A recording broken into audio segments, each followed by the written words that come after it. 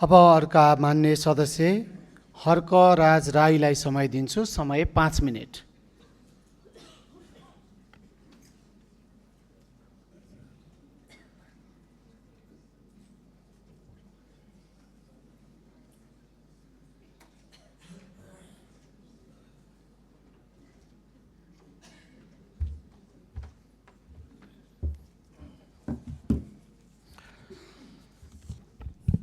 सम्माननीय सभामुख महोदय, आज एउटा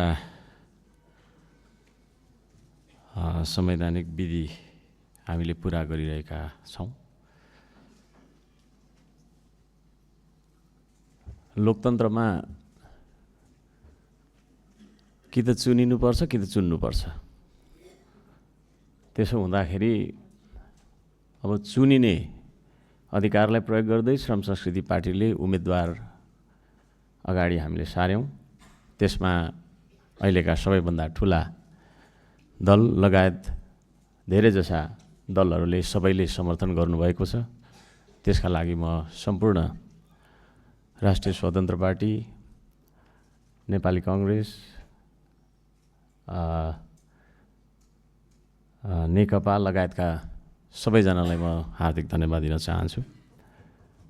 यो एउटा विधि हो, पुरा गर्नुपर्ने नै थियो। त्यसले गर्दाखेरि हामीले यसरी पुरा गर्दैछौँ। यो विधि पुरा गर्दाखेरि एकले अर्कालाई आक्षेप लाउनुपर्ने, त्यो अस्ति हामी चुनेर आउँदाखेरि जे गऱ्यौँ गऱ्यौँ, अब त्यो सक्यो, त्यो नगरौँ यहाँ होइन। किनभने हामी माननीय भएर आएका छौँ। अब आम निर्वाचन जनताले हामीलाई चुन्दाखेरिको अवस्थामा हामीले भन्यौँ होला, के भन्यौँ होला होइन, प्रतिस्पर्धा हो।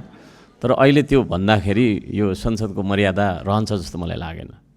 हामीलाई कसैलाई सिकाइराख्नु पर्दैन। यहाँ हामी आम जनताबाट निर्वाचित भएर आएका छौँ। त्यसो भएको कारणले त्यति सुझबुझ हामी राख्छौँ।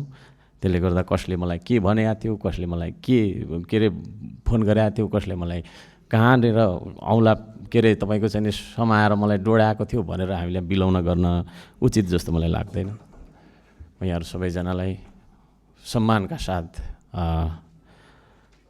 यो पनि आग्रह गर्न चाहन्छु, हामी यहाँ सबैजना माननीय हौँ। पूर्ववक्ता ज्यूहरूले कतिले हाम्रो माननीय रुबी कुमारी ठाकुरज्यूलाई रुबी बहिनी पनि भनेर यहाँनिर सम्बोधन गरेको मैले देखेँ। त्यो शब्दलाई खारेज गरियोस्। यहाँ कोही कसैको बहिनी, कोही नातिनी होइन, कोही बाजे, कोही मामा भान्जा भन्ने हिसाबले हामी यहाँ बोल्नु हुँदैन। यहाँ हामी सबैजना एकले अर्कालाई सम्मान गरेर माननीय भनेर एकले अर्कालाई बोलाइनु पर्दछ भन्ने म माग गर्दछु। र यहाँ केही पूर्ववक्ता माननीयज्यूहरूले ज्येष्ठ नागरिकलाई अलि अपमान गरे जस्तो होइन, एउटा खुट्टा कता एउटा खुट्टा कता भन्ने शब्द पनि प्रयोग गरियो, त्यो पनि नगरियोस्। हामी ज्येष्ठ नागरिकलाई पनि सम्मान गर्न सिकौँ। प्रकृतिको नियम हो, हामी जन्मेपछि हुर्कन्छौँ, बढ्छौँ, बुढो हुन्छौँ, मर्छौँ। त्यसो भएको कारणले गर्दाखेरि कसैको त्यो ज्येष्ठ उमेरलाई होइन अपमान गर्ने खालको शब्द आउँदा दिनहरूमा हामी सबैले उच्चारण गर्ने छैनौँ भन्ने मलाई आशा छ। हाम्रो उम्मेदवार रुबी कुमारी ठाकुरज्यू, उहाँ जेनजी हुनुहुन्छ। यो सम्पूर्ण राजनीतिक युटर्न नेपालमा जे आयो त्यो जेनजीको आन्दोलनबाट आयो। त्यसो भएको कारणले एउटा जेनजीलाई उम्मेदवारको रूपमा हामीले अगाडि सारेको कुरा म यहाँहरू सबैजनालाई निवेदन गर्न चाहन्छु। अब हामी एउटा प्रक्रियामा जान्छौँ, घोषणा हुन्छ। त्यसपश्चात हाम्रो दलबाट उहाँ हामीले गुमाउँदैछौँ। उहाँ एउटा संवैधानिक पदमा, राज्यको साझा श्रम संस्कृतिको एउटा सांसदको रूपमा नभएर एउटा साझा अभिभावकको रूपमा उपसभामुख जस्तो गरिमामय पदमा रहेर निष्पक्ष ढङ्गबाट उहाँहरूले कार्य सम्पादन गर्नुहुनेछ भन्ने मलाई पूर्ण विश्वास छ।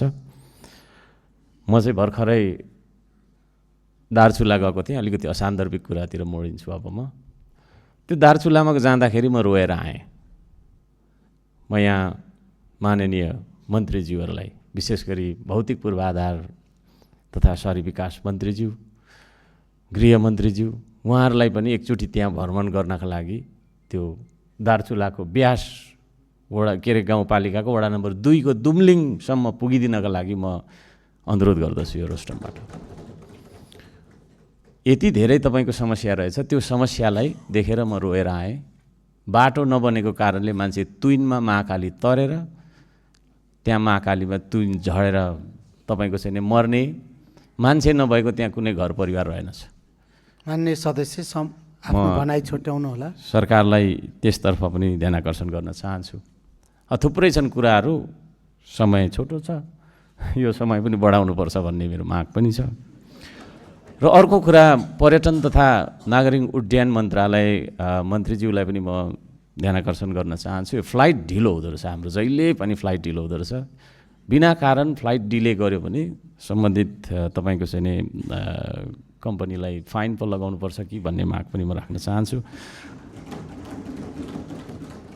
र अब अलिक अनौठो खालको बोलिन्छ। एकचोटि म फेरि अर्को अनुरोध के गर्न चाहन्छु भने, आउँदो दिनमा हामीले ताली ठोक्दा कस्तो हुन्छ होला, होइन? खालि हामीले यो टेबल कुर्सी ठोकेर, टेबल कुर्सीमाथि चढेर यो पनि अलिकति राम्रो देखिएको छैन। त्यसो भएको कारणले हामीले आफूलाई मन लाग्दाखेरि 2 हात हाम्रो छ, त्यो 2 हात बजाएर ताली ठोक्यौँ भने कति राम्रो हुन्थ्यो होला भन्दै सबैजनालाई फेरि पनि धन्यवाद दिँदै र दुवैजना उम्मेदवारज्यूहरूलाई शुभकामना दिँदै भनाइ अन्त्य गर्छु। नमस्कार।